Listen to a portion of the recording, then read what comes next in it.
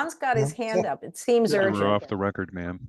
I just wanted to pick up on your comment because I think it's a very important one. I read the April issue of, and maybe that's the one you were referring to, where there was a negative letter about, don't bring this up in my Rotary kind of thing. And so I did write a letter to the editor back and got a thank you for writing it. And what I did in the letter was to highlight how it's actually been addressing environmental issues has been positive for our club, and how we do it in a way that people, like, we plant trees. Some people plant trees because they think they're beautiful. Some people plant trees because they want to sequester carbon.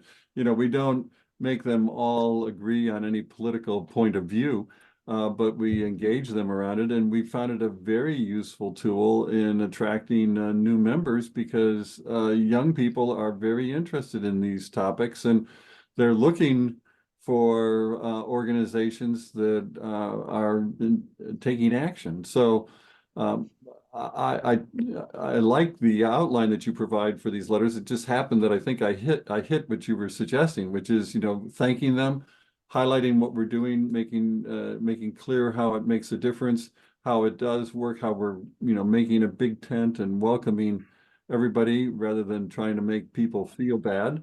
I think that's one of the reactions we're getting, is that people are, feel like they're being judged. So we have to be attentive to how we can get our message across without people feeling that they're being judged in a negative way, because then they'll battle that judgment, rather than address the issue, which is what we need to do collectively. And one more inside baseball tip about that. There is nothing more important to Rotary senior leadership than Rotary growing, and even more important, retaining membership. And if working in the environment is an attractor or a reason for someone to join Rotary who was just about ready to leave, highlighting that in a letter to the editor does two things. It says we're on board with Rotary's membership goal, and the environment is a valuable area for Rotary to be seen working in. Yeah, it's really amazing. I mean, somebody that I recruited into our club just became the vice president of marketing for Bhumitra, which won the Earthshot Prize.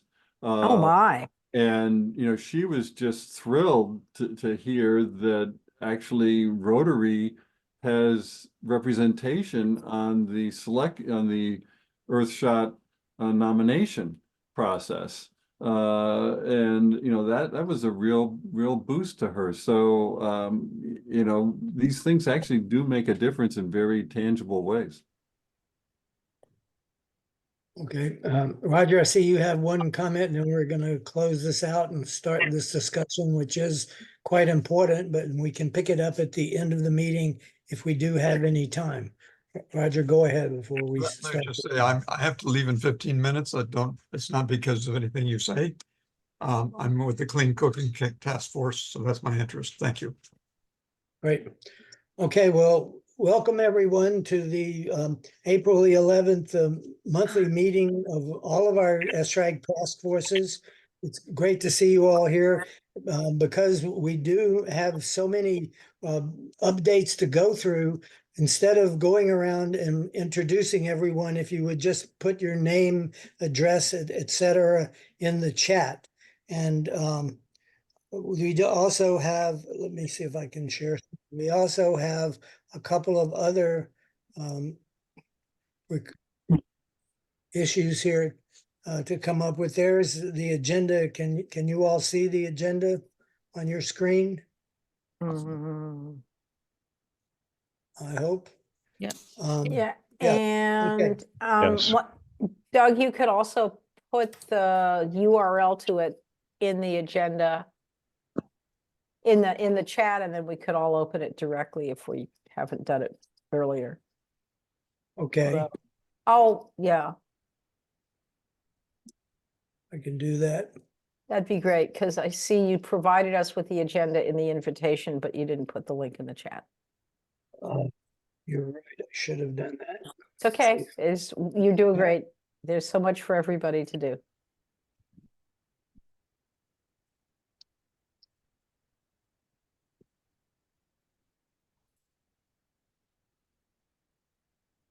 And there's the link. Just a couple of housekeeping issues here. Just a reminder to all the task forces that we do. I need your report, your monthly report. This would be the February report by tomorrow, Friday at noon. That's 6 p.m. UTC, to be able to compile that and submit it to the board of directors. We also, I've been talking with Laurie Zuckerman and about the idea. There's been some discussion about the relationship between the UN 17 Sustainable Development Goals and the ESRAG task forces. So we thought that it might be a good idea to develop a chart that shows the relationship if I can move that out of the way, shows the relationship between the 17 SDGs and all of our task forces. And so I will, this is just a preliminary graphic, but I will send out to all of our task force leaders a draft copy of this chart. I just filled in the clean cooking just as an example to see how this might, flow. But if each task force would fill in, just draw lines to the SDGs that you think or, your task force relates to, and then those will all be color coded. And then we'll have this really, I think, impressive chart that shows that the task forces are, I'm sure, reaching all of the SDGs. And then up on the upper left corner, we'll have the UN SDG logo and the ESRAG logo. So Doug, we're not seeing your design. We're just seeing the agenda. And Yeah, all program. we see is the agenda. You're going to have to shift it. Thank you. Sure. I thought I could just click over to that. How It about that? depends upon which way you shared the screen. If you shared your desktop, you could. Can you see the agenda, the chart now? Not No, yet. it's still the agenda. No, you have to share the whole desktop if you're pulling up a different page. All right, I'll just send it out in an email to everyone. I don't know. Is there anyone on the call who's not conversant with what the 17 UN Sustainable Development Goals? Is there anyone who says, what's an SDG? Okay, can I give her the elevator pitch? Welcome, Joan. In 2015, the United Nations released 17 interlocking goals around lifting the world out of poverty and ensuring that every human on the planet can survive and thrive in a sustainable way in harmony with the environment. They're called the 17 Sustainable Development Goals. They include things like zero hunger, clean energy, health and wellness, education and literacy. When you put all of Rotary's areas of focus together and align and compare them to the 17 development goals, Rotary has global grant activity to support all 17 of the goals. One of the reasons we argued to get an extra area of focus for the environment was without it, 6 of the sustainable development goals had no place to go in the Rotary Grants program. He's put a little link to the graphic in it, and I'll try and put a link to the main organization that works on it within the UN is UNEP, but I'll put a link in the chat to an SDG overview. Okay, and I just dropped that graphic in the chat. I don't know if you can see it or not. At any rate, I'll send it out to all of the task force leaders, and you can get back to us. We do have a really busy schedule today. Ludwig, Sorry. is Ludwig still with us? His autopilot is. Oh, he had to leave. He wanted to make a brief announcement. Does anyone have another announcement to make before we move into the updates? Okay, great. Last month, we said we would reverse the order of the updates. And I'm not seeing Tim. No, I'm here. He's Oh, here. there you are. Okay. Yeah, he's just- in I just person didn't re- behind a desk in Yeah, a he doesn't sports have his coat. solar That's why you panels don't up. recognize him. He's all duded up. He's all dressed up. Can't find him. Go ahead, Tim, for the Renewable Energy Task Force. Yeah, and I apologize for any complications. I'm on a radio program in about 5 minutes. So I'm dressed up. Why? I don't know. Anyways, I'm supposed to talk on renewable energy. We continue to work the Habitat Solar program. Interestingly enough, I live in Minnesota. Our program, our latest work was with 2 homes, and that went live this past month. But there's other projects, of course, in motion. The other thing we're working on is a 1 million solar panel campaign. We're in pre-launch mode, which means we're looking for people on this call to go out to the 1 Million Solar Panel Initiative and log your panels. We're now at, or at least last night when I looked, we were at 8,591 panels logged by Rotarians that have been put up somewhere in the world and are making our world a cleaner, better place to be. We also recently got I would say, start at the donation button. We need to do some improvements, but we're going to basically go live with part of the program where people can donate with the idea that those donations will fund solar panels in disadvantaged communities and with disadvantaged individuals. We've also initiated meetings with third-party partners with the thought that collaborating with some third parties will speed up how fast those panels get installed. In addition, we went out and did an internet scan, and the internet scan revealed that there's something like 100 projects that Rotary individuals and clubs have done throughout the world. And I don't know if you can show this. I don't have the ability to show that one slide, Doug. There's 8 of them or 9 of them or 10 of them listed on the slide. And literally, we probably have, as Rotarians, have installed, another, who knows, 10,000 panels or 20,000 panels. We're going to find out, and we're going to find out by basically writing all those Rotarians and asking them about their projects, and hopefully soliciting their support for this 1 million solar panel campaign. And with that said, Doug, that's what I had prepared as comments, questions from the community here on the phone here. I want to add an opportunity. At RICON in Singapore, the water, sanitation, and health area focus is going to be having a larger presentation and display space called a neighborhood hub. And ESRAG will be presenting there on the topic of solar and health access, solar for sustainable health facilities, as part of a way to introduce the 1 Million Solar Panel Challenge. So we have a little spot on the program.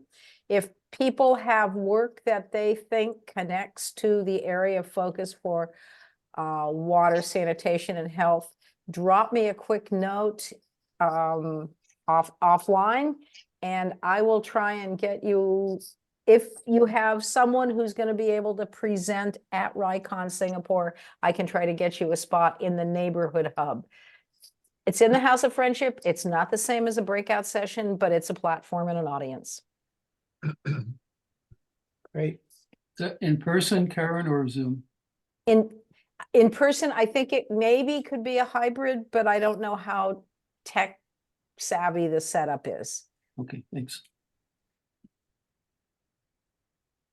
Okay, and so our next report will be from our new provisional regenerative agriculture task force. I see we have Felix is here as well as Mike Terrelong. So Felix, do you want to go ahead and give us an update on that, as well as possibly where your status is in providing the application information for board approval? Yes, Doug, everybody can hear me. I hope my video is off because I had some connections. But on the task force, we are at writing down the action plans. As was recently released, which was April 10th, it was well determined that none of the countries have been able to achieve their NDCs.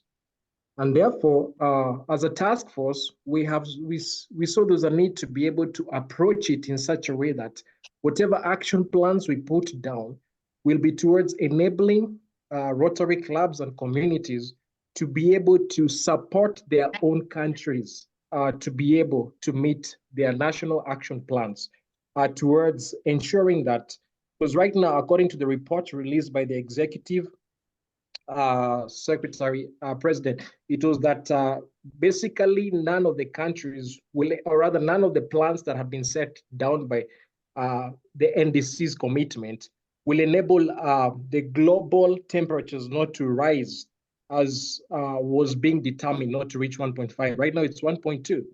So in our action plans, we are looking at the whole spectrum of the food systems, and that is from production to waste management. So the stage we are at right now is towards writing down the action plans.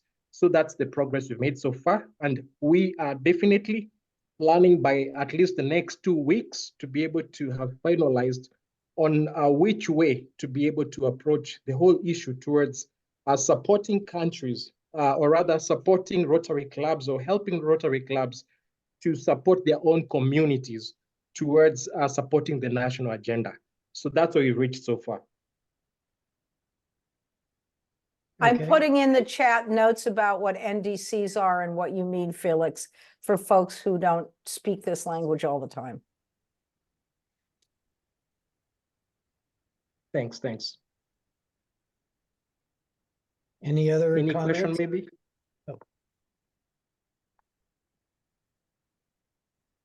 And so then I do have a question then, Felix. So then once this is completed, then this was part of the application to the board of directors that would be submitted for approval to create, have you all listed as a certified task force or whatever we're calling that. Yes, that will be Okay. Yes. I'll take this offline with you and we can discuss it a little later. All right, thanks a lot. I think this is a great opportunity. Glad that you're spearheading it, Felix, and you'd definitely be supportive. Thank you, Don. Here. Much appreciated. I'm so glad that this has happened. This is why I joined ESRAG, and I've been stuck in the computer room for years. So this is great. we all want to do substance. God bless the people who will do administrative. Yep. Now we also have a proposal for what's called the working name of a legacy carbon renewal task force, and that's Chuck Tomasali. I don't see him. I don't believe he's on the call today. We've had some communications issues there. So we'll move on, and I would I see Bassett was here. You are here. Yes. I see that we have great news that the Conserving Glacial Resources Task Force has been fully approved by the Board of Directors. And so it is one of our, now makes our 7th task force that we have. And so Bassett, please go ahead and give us an update on how that's all going. Yeah, well, thank you, Doug. For the opportunity. And indeed, it's a good news for us that we got recently incorporated as a new task force for the glacier resource conservation. And yeah, and it was after long troubleshooting and putting our heads together. Recently, we had a couple of meetings with another team from Coimbatore, India, and Pune, where we met a few Rotarians, and we discussed the opportunity, how we can handhold and move forward, and so that we can have a pool of volunteers, so that we can put a team together to install and execute the work on the ground. So that was the discussion that we had last time, and that's work in the process and progress. And we will, it's basically what we do. The glaciers will be conserved in the form of artificial ice reservoirs, so that that water can be further used in spring and in early summer, and instead of that water being washed away into the unused into the sea or a river, whichever is closer. So that's the news for now, and yeah, it's a good news for us. So what the main take up is to set up a team and keep moving in the direction. Yeah. Super, great.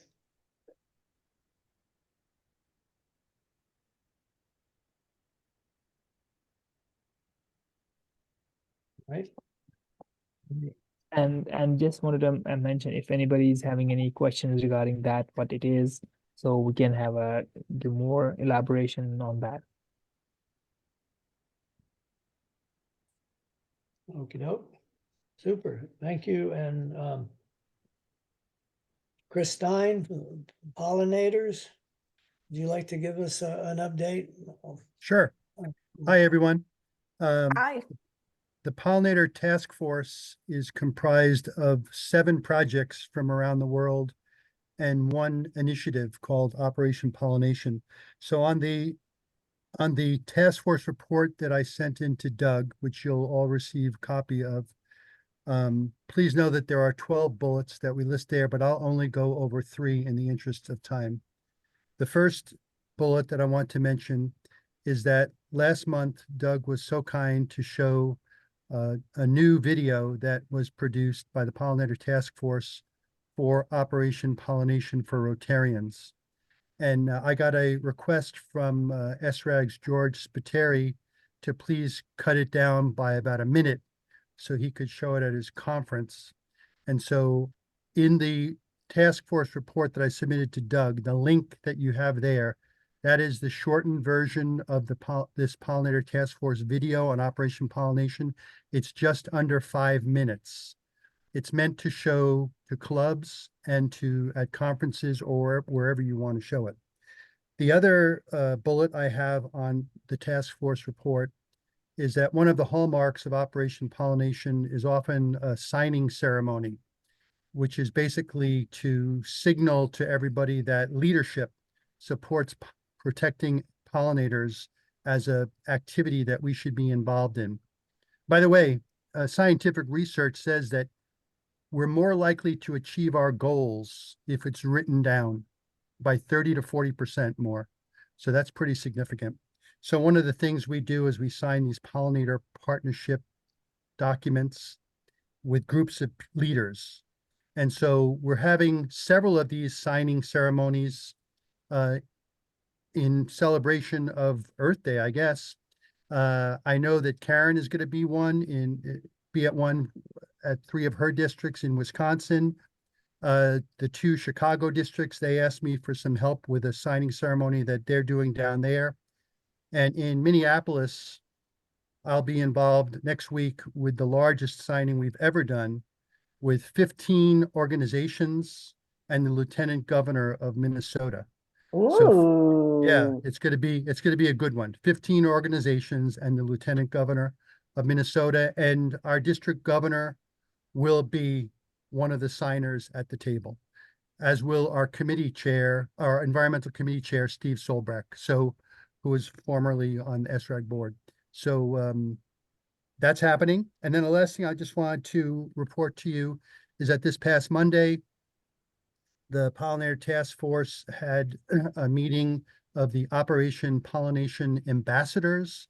This is a group of 140 volunteers around the world who we have no expectations of them, just wherever they want to get involved with protecting the planet, in particular pollinators, is great. And they do some great work. We have 4 meetings a year. This past Monday, we had our meeting in the spring, and we had Oliver Millman, the author of the book, The Insect Crisis. He was our guest speaker. So that's what I just want to report. Just things are going good. You know, we're having fun, and that's what counts. Great.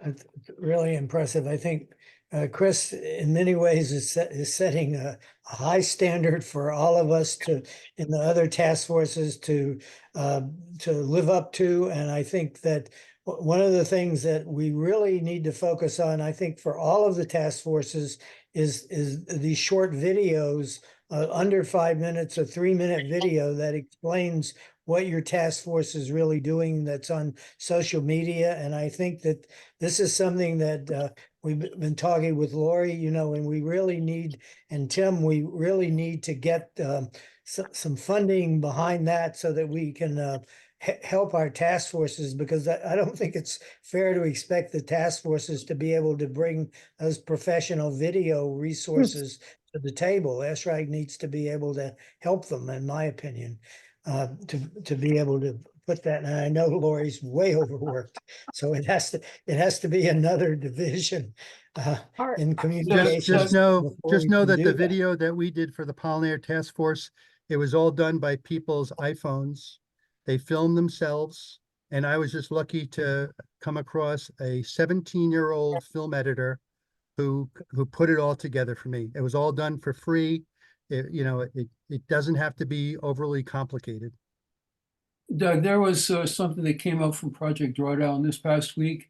And basically you just click on the thing and you click on it and you can start recording. Did you see that? No, I didn't.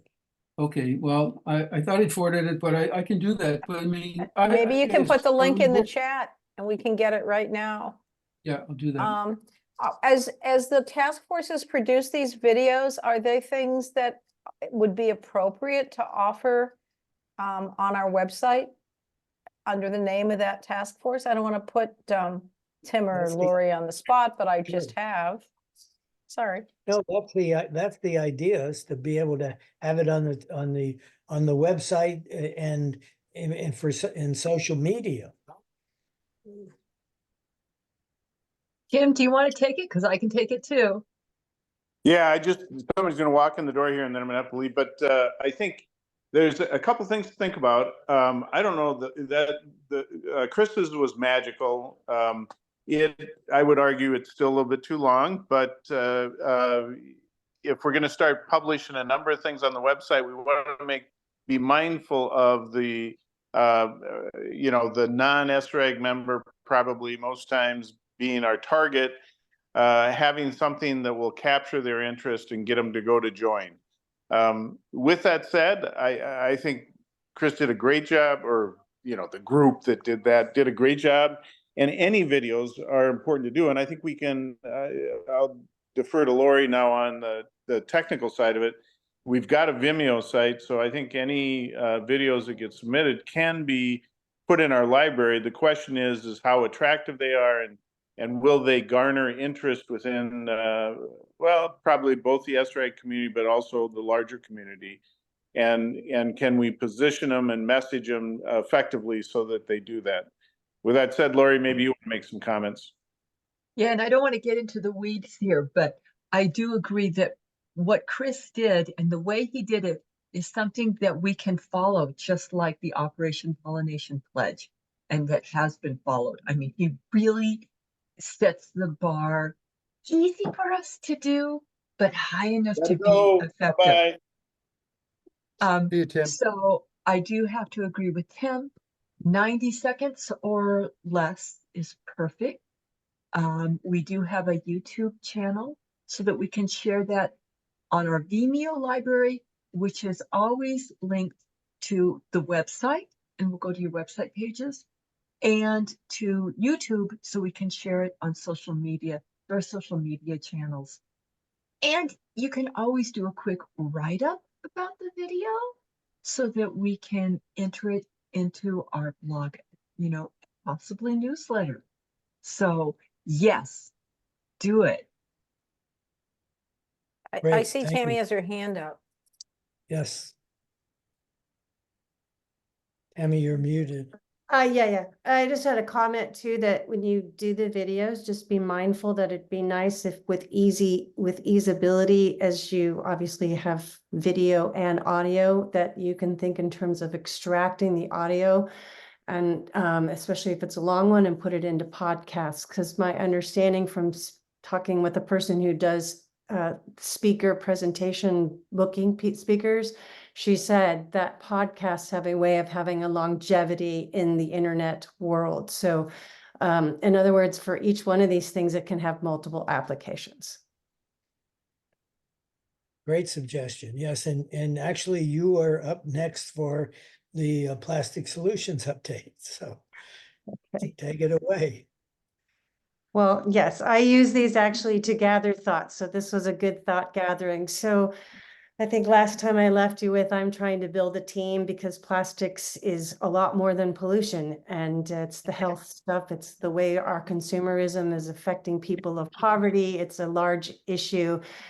Luckily, I reconnected with two sisters, the McChesney sisters, who are Rotarians in Northern California, very active in environmental issues. But in the absence of Plastic Solutions having some leadership over the last year, they actually became very involved in EPS, which is End Plastic Soup. One of them is actually the leader of End Plastic Soup for North America, and the other one is doing a lot of things like plastic-free lunch day for Rotary. It's based on the East Coast program of cafeteria culture. But her emails now have, for example, have both the ESRAG logo and the EPS logo, and they're open to having the Plastic Solutions logo, but it seemed kind of crazy to all those of us on the call that why are we all not working together in unifying force? So I hope that that will move forward and we can maybe work on the logo branding issue a little bit, but I'd like to get that their energy aligned with ours, or it is aligned with ours, but formally working together. We're also trying to build a speakers bureau, and there's a woman on the call who just took the Beyond Plastic training program, which is very intensive. They're out of Bennington College, and I think it's in Maine. And she's a Rotarian and wants to start a speakers bureau. So along with myself and Barb McChesney, who will be presenting in Singapore, we just, there's 44,000 chapters around the world. How do we get to the district level so that we can cover more people and get this information out? So any guidance in that would be helpful. And actually to Dawn, who's on the call, Dawn Maruska, you've been doing talks and I've been doing talks. It seems like we should get sort of an environmental talk speakers bureau, as opposed to you trying to get talks, me trying to getting talks. How do we consolidate our efforts and make it easier? Like we could be a series or something that goes forward. So that's just something to consider. Lori, I finally got the problem with the Meta Business Suite access for our social media. It just happened yesterday. That has been a 2-month-long process that's been a time suck, so that is fixed.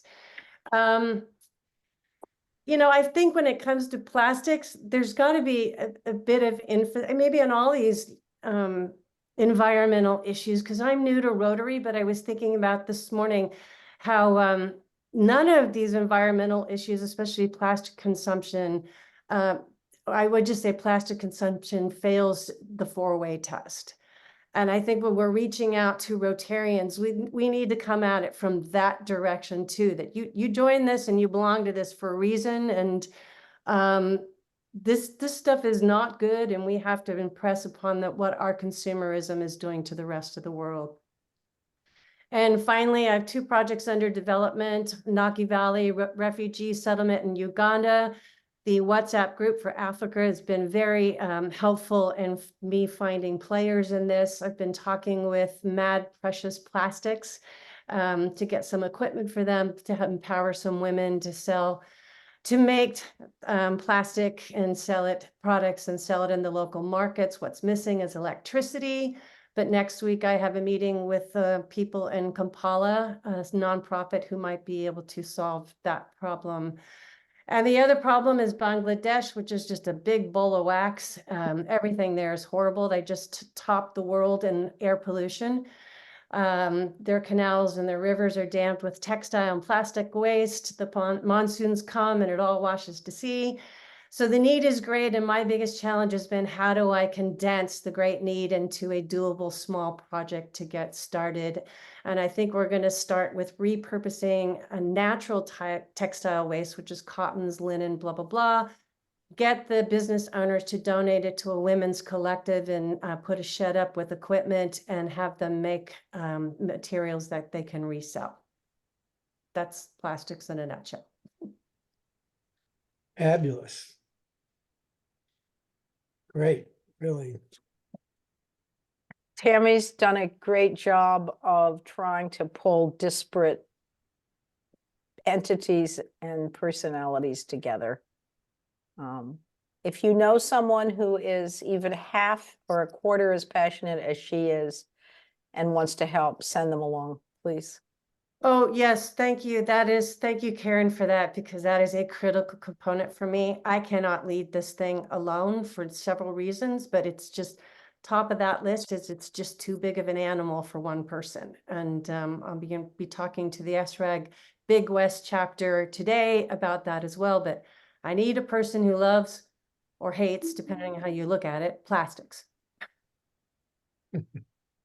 And Tammy, just for your information, that Karen and Franz and I did have a meeting this morning about how we can integrate in plastic soup into the task force. So there is work that being done on trying to resolve that issue. Thank you. Yes. Okay, and let's moving along to Scott, a plant-rich diet.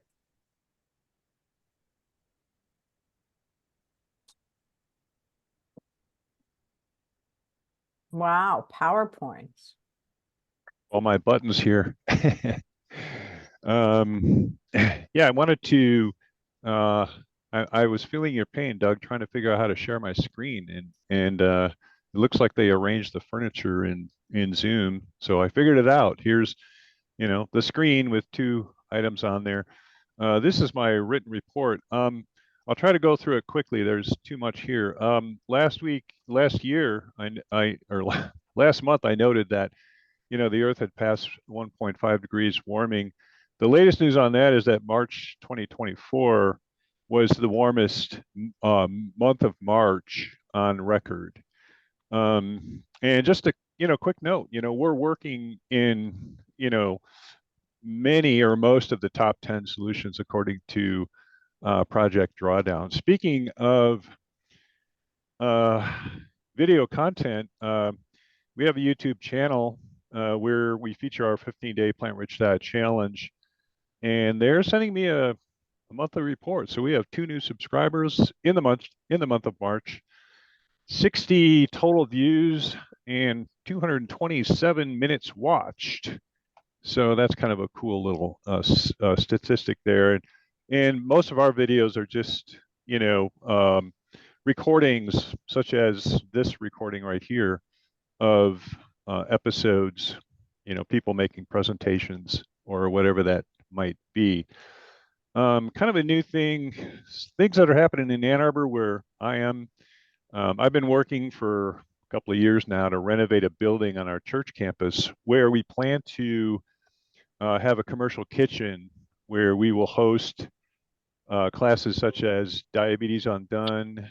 We have a fully qualified French chef that's moved into the area. He's a member of our group who plans on putting vegan cooking classes and also training vegan chefs. And so after 18 months of planning, and with a little help, my friend Doug White, who is a green architect, I was able to locate an architect to help us finish our plans to get an architectural drawing for that that commercial kitchen, which is kind of the last piece that we need. We're starting renovation now. So we're going to start renovating the building now. We've located a builder. So that's kind of the latest news. So keep you posted on that. There's also a new documentary out called The Lake Erie Situation. And I really think it typifies what's happening with harmful algal blooms all over the world. They nail it there. That the farming activities on the Maumee River Basin is the problem of harmful algal blooms in the western basin of Lake Erie, particularly factory livestock farming. I'm also in my completed our third week of a book reading club on Michael Greger's How Not to Age. So these are some statistics here that are in the book I presented last month. Today at our Rotary Club, just a few hours ago, we had a presentation from Bill Brinkerhoff, who's the co-founder of Argus Farm Stop.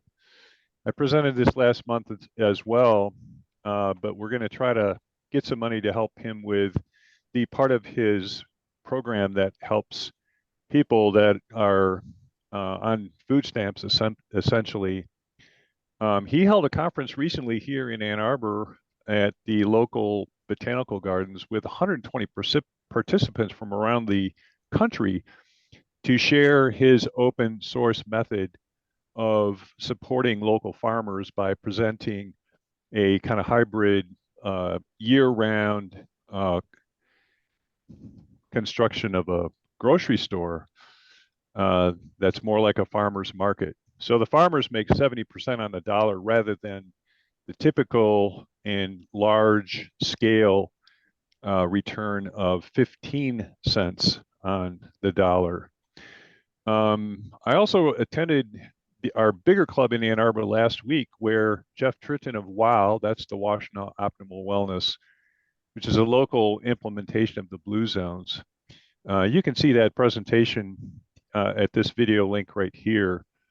Unfortunately, we can't click on any of your links or do anything with them. Yeah, Scott. you can. Yeah, you can. Once you see, this is all going into my into your report. my report. Okay. Yeah. Okay. Yep, you'll be able to do it. I'll And get the of report. course, my contact is right there in the chat.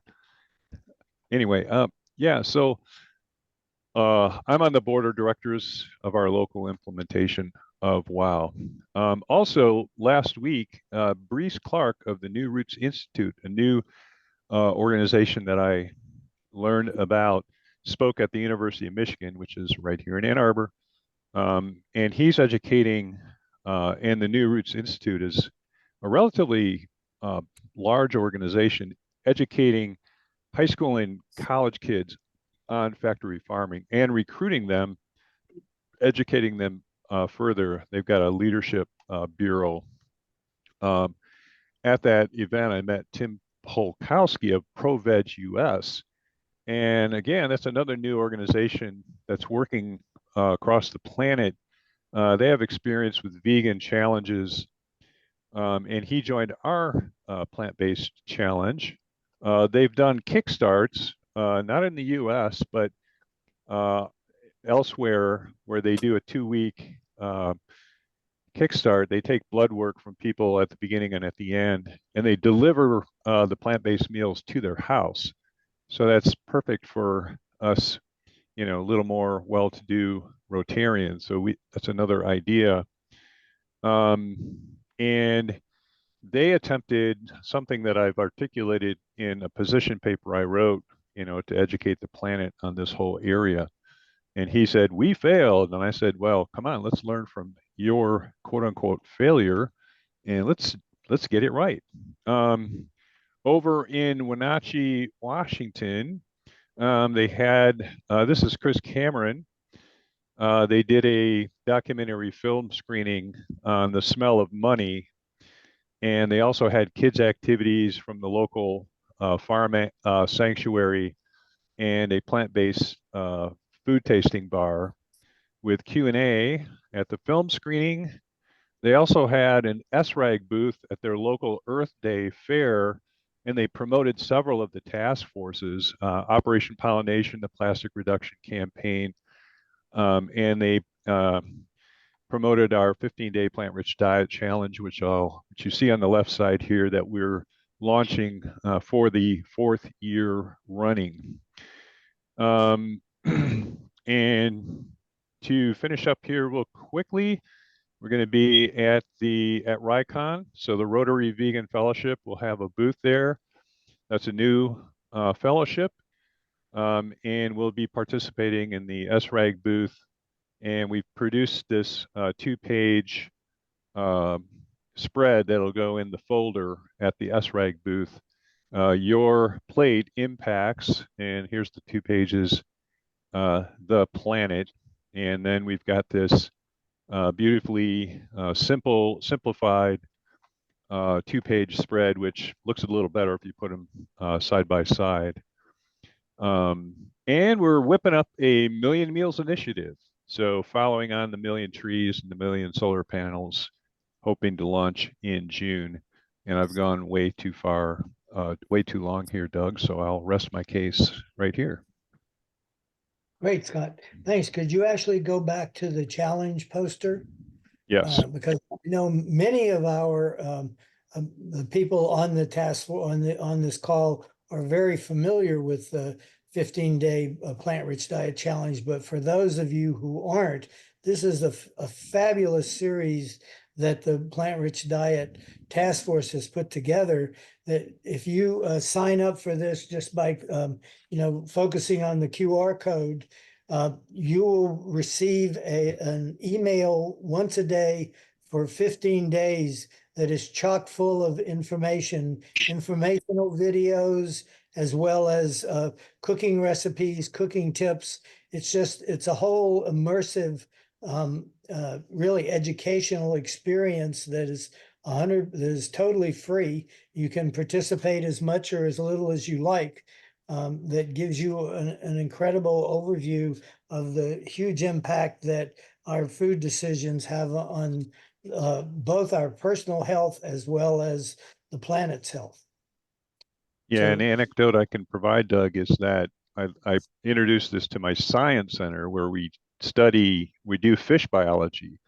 And one of the biologists went through the whole challenge, went totally plant-based. And 1 year later, she says, I am not turning back. Everything is working out so well for me and my family on plant-based eating. And I just commented on the wonderful salad she was eating. And then she gave me that testimonial. So that's just an anecdote, but it's replicated many times over that we've heard.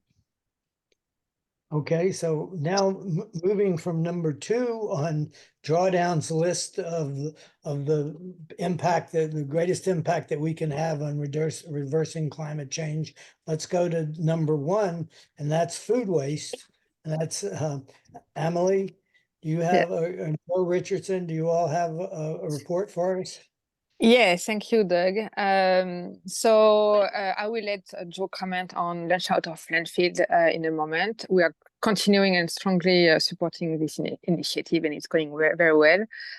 We are also continuing working on gathering information. I know projects are happening in clubs and districts. It's just not easy to find them, but I have become more and more aware of there are many around, and we just need to find them and see how much is being done, and continuing with as much time we have on our hand to give presentations. So the recent one I gave was in a club in Connecticut on food waste, and so yeah, we meet third Tuesday of the month. If you hear anyone willing to help food waste, we are also looking for volunteers. If you hear any project happening on food waste, please send the information to the task force as well, because we want to hear from clubs, from district doing a project on that. It can be on prevention, food recovery, composting. And I see Karen who has her hand. You have a question? I'm sitting here thinking about synergies.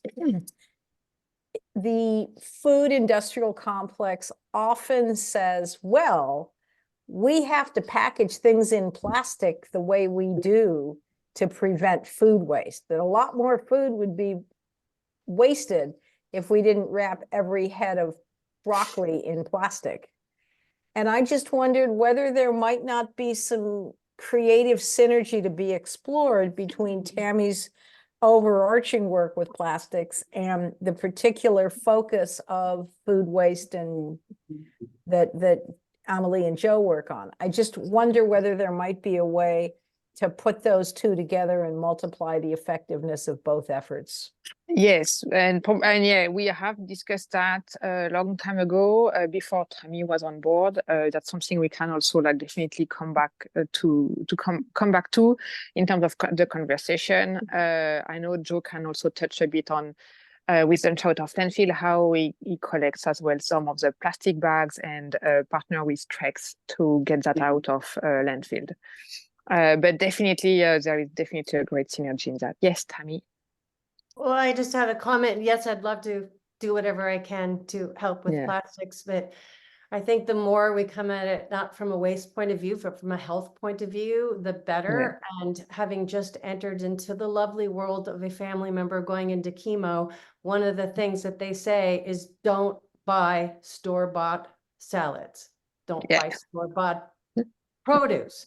Because, especially with salads, is because it's usually been sitting on a truck for a long time. If it's been covered with plastic or it's been sitting around, it grows things and it's not healthy. So that's the angle I think that makes people go, oh, it's not just about plastic, it's about health. Yeah, and I agree with that. The least we use plastic in the first place is better. It's like if we waste less food in the first place, better as well. Prevention and avoiding it. Yes, I agree with that. And but yeah, definitely. And I see Joe. Maybe if you want to give an update on Lunch Out of Landfill, yeah, you can. Sure. You know, and I am in complete agreement. You know, I started off Lunch Out of Landfill focusing on compost, and really the lowest hanging fruit is food recovery, reducing food waste in schools, decontaminated recycling. Trying to get students to understand that there are options to get rid of plastic film. Ultimately, I'd love to have Trex become obsolete because we're not using so much plastic, but until that happens, we are drowning in plastic film. So the option of converting, you know, 14,000 You're breaking up badly, Joe. Of plastic into one board foot low around the highways. So can you hear me yet? Yes. No? Better. Okay. I think absolutely getting education and getting plastic film to at least be recovered until we stop manufacturing so much and using so much of it is something we need to do. I'm always going to stump on the fact that education and youth interact. I've been harping on this for years. The power of youth voices is palatable. I met with Frederick County Public Schools sustainability manager, but she also invited the head of curriculum. And there's a link that is completely missing. No schools are really teaching climate science and climate solutions and trying to integrate this. But if we teach kids not to waste food or put it in a fridge, because Rotary clubs have provided that, putting organics into a compost bin, recovering plastic film from home and taking it to where it could be essentially collected. These are all steps that empower kids to become climate solutions. They are going to be the people who are going to change behaviors. I can't get my 35 to 45-year-old children to embrace what I'm trying to do because they're preoccupied and making a living. Kids under 20 to 25 are very frightened with what's happening to the world and the environment. And again, interact and education in schools will teach from the ground up. Teach a kid, they'll teach their parents. We're working with the school system to try to integrate some of this curriculum so that it's actually being taught as part of the curriculum. And the other thing I'll mention is I'm still trying to create critical mass. So this great organization of students, the Committee to Reimagine School Waste, which was mentioned in the Rotary magazine in April, we tried to branch out and get kids from other states to become part of this committee. Paul Carper, which is doing great work in New Hampshire, and had 2 students from New Hampshire and Maine join us, some Rotarians in California. You know, we tend to still be working in silos, and we need to collaborate more. And if clubs and school systems are doing this sort of thing, let's learn from them and help other schools that are not do it. So, you know, again, my whole message is, you know, we as ESRAG and grown-up Rotarians can talk until we're blue in the face. If we can mobilize youth, that makes a difference. The last thing I'll mention is when I was at that meeting with the curriculum head and Laura, Dawn Oshbacher, I would have been easily dismissed. Like, hey, this sounds great. And they'd have showed me the door, but I had 7 high school students with me. And that forced our curriculum head to listen. And she was intent on listening to what the students have to say. So student voices resonate. Students are the constituents of schools. If we begin this education program, we could do Trex film recovery and composting, and certainly food recovery is a simple thing in a cafeteria. That's where you begin to change behaviors. So I'll stop at that. I'm working on this and trying to get my district. I'll be at the district conference next week, trying to get the entire district on board. So there's lots happening locally. Hopefully the next year's Committee to Reimagine School Waste will attract some students from Utah and some other places that are trying to implement programs. You the man, Joe.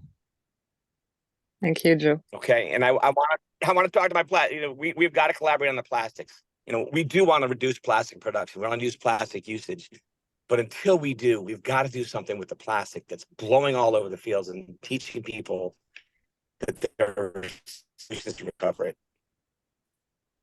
Amy has a comment. Yeah. I just have a quick comment in that, speaking of podcasts, and if we could have recorded, or we did actually, but it had some wobbles in there, but exactly what you just said should be released. It was a perfect little mini podcast. So, so there you go. Just saying, case in point, it's all right there. We just got people to record it. You know, I've got one last question. At the ESRAG project seminar in Sarasota, Caroline DeWitt had recordings. You mean the Project Fair? Project Fair, excuse me.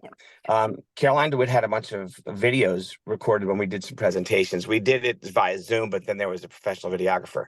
I've never seen the video that I produced. Those should be posted. I don't know what things happened to them. But there's a bunch of 90-second videos that should be posted on the website on, you know, from that. It sounds like we need to find a video wrangler to help Lori.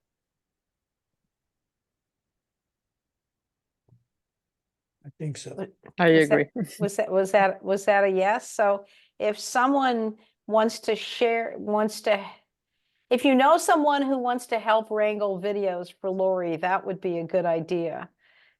Doug, I'm wondering whether we shouldn't challenge our task force leaders to each think of a youth engagement avenue within the areas in which we work, like Joe has done. Maybe it's something, a piece that we should be promoting. There are so many audiences for our work, but just a thought.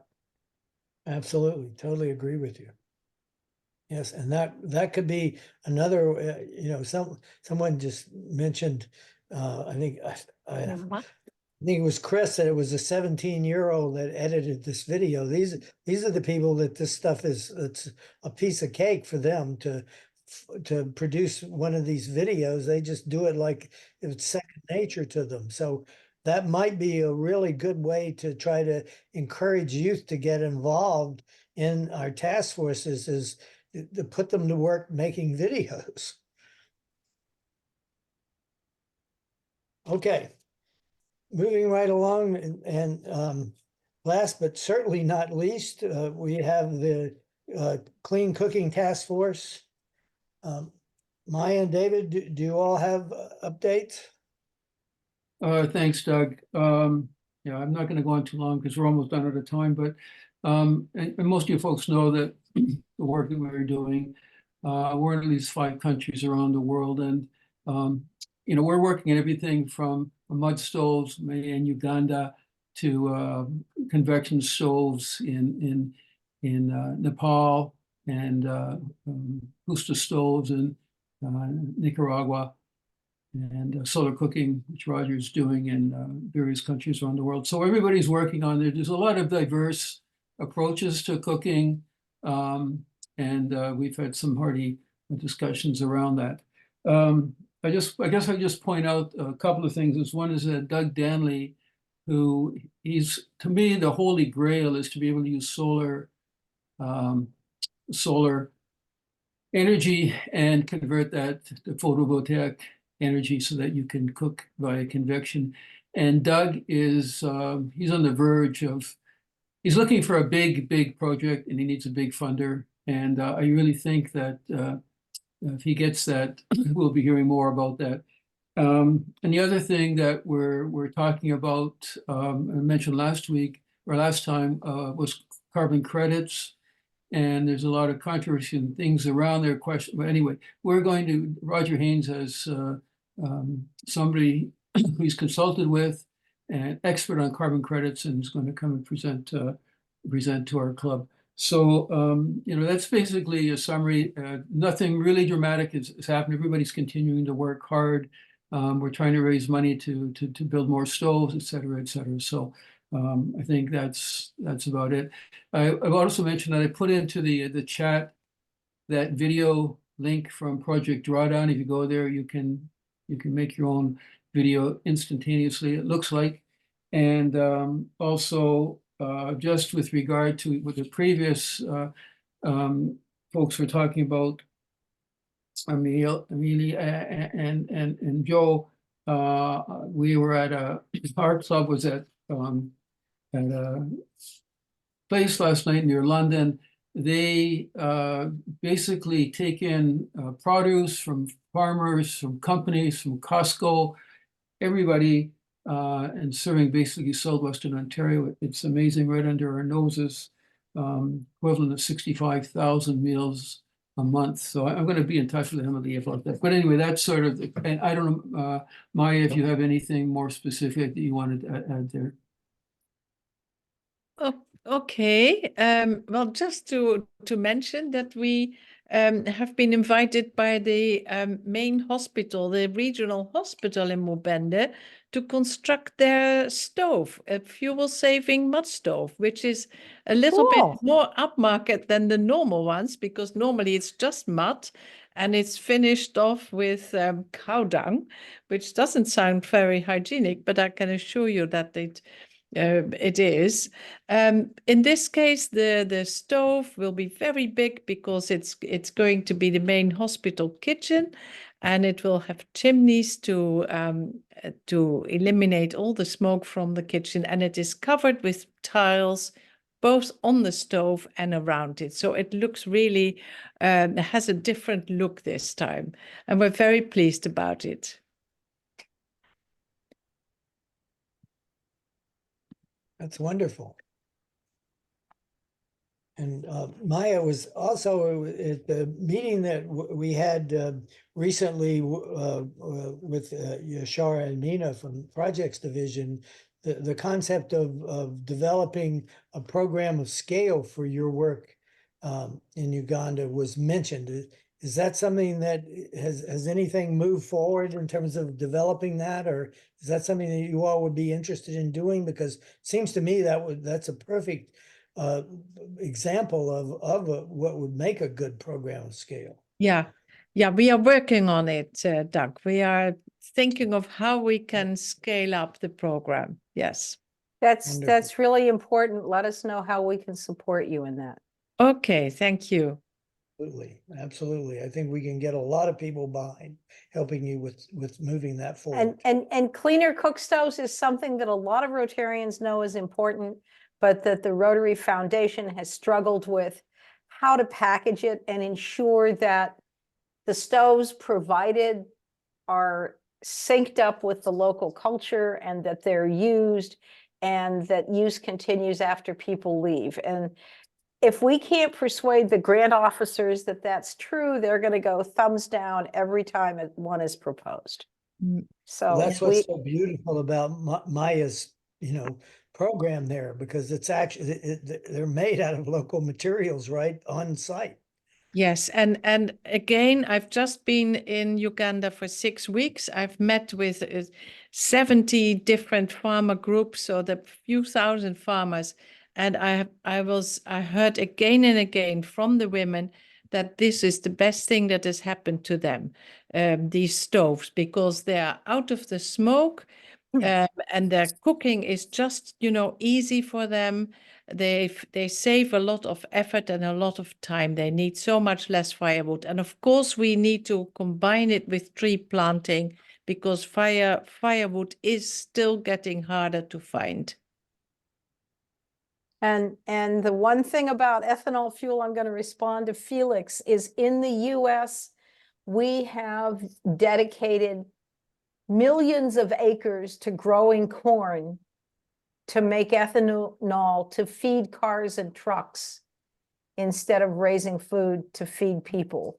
So be careful what you ask with around ethanol fuel, Felix, because it can actually mine the soil and draw down the aquifers only to make another burnable fuel. The sooner we can electrify things, the better in all sectors. Uh-oh, I didn't raise my hand, I'm sorry. All right, well, thank you all. We're running over as usual. Because our cup runneth over with good news and great ideas. Exactly. It's so, these updates are so inspiring to hear the wonderful work that all of our task forces are doing. It's really, really encouraging. So thank you all. And we'll see. I have copied everything in the chat into a separate document. I'll send it to Doug. Doug, do you send out notes from the call? Yes, I will send out the report that I compile from this meeting and the task force reports, along with a copy of the chat and a copy of the recording. Okay. So I will send that to all of you on the call. Thanks so much. Thanks, everyone. You inspire me.